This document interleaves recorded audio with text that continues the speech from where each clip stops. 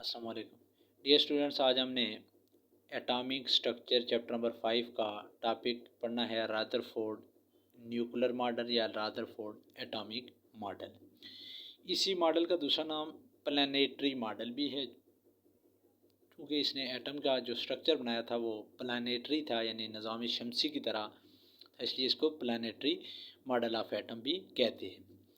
इसके ने सबसे पहले एक एक्सपेरिमेंट किया था। उस एक्सपेरिमेंट के लिए जो मटेरियल रिक्वायर्ड थे, जो इसने मटेरियल सेट किए थे, वो कौन कौन से थे। ई टू का thin gold file of approximately 100 nanometre यानी 0.00004 सेंटीमीटर जो है।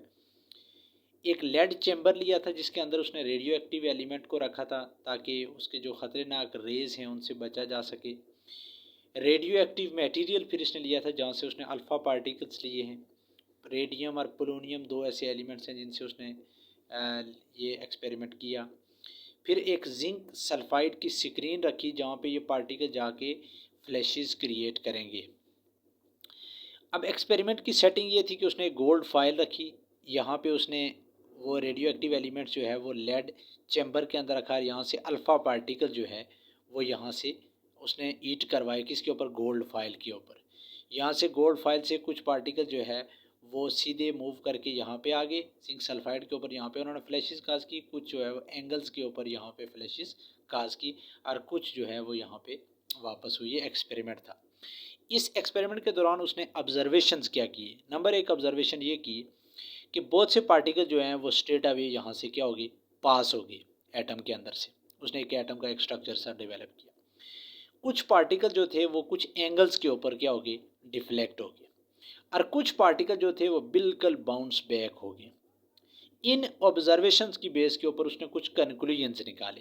कंक्लूजन निकाले कि एटम के बेसिकली दो पार्ट होते हैं, एक न्यूक्लियस होता है और एक एक्स्ट्रा न्यूक्लियर पार्ट है।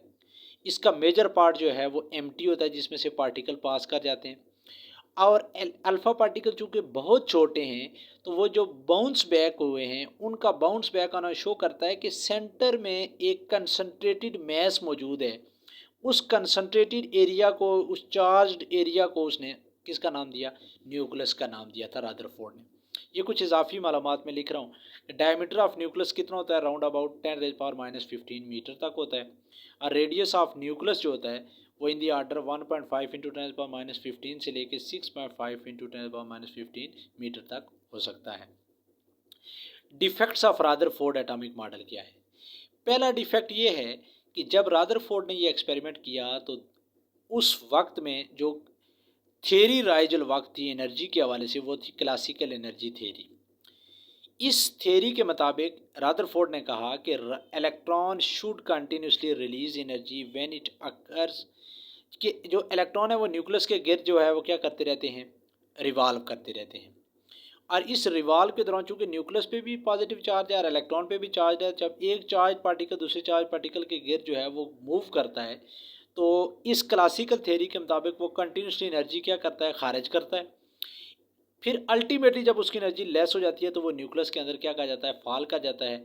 और जब न्यूक्लियस के अंदर फॉल करेगा तो देयरफॉर एटम जो है वो अनस्टेबल हो जाएगा, जबकि एटम स्टेबल है। तो ये इसका पहला डिफेक्ट है। दूसरा डिफेक्ट ये है था कि जो इलेक्ट्रॉन है कंटिन्यूसली रिलीज करता है एनर्जी, और उससे जो स्पेक्ट्रम हमें मिलता है, जो हमें स्पेक्ट्रम मिलता है वो कंटिन्यूस स्पेक्ट्रम मिलता है। इस तरह का, जैसे रेनबो होती है, ये बारिश के बाद जो कोसे कज़ा मिलती है, इस तरह का स्पेक्ट्रम मिलता है।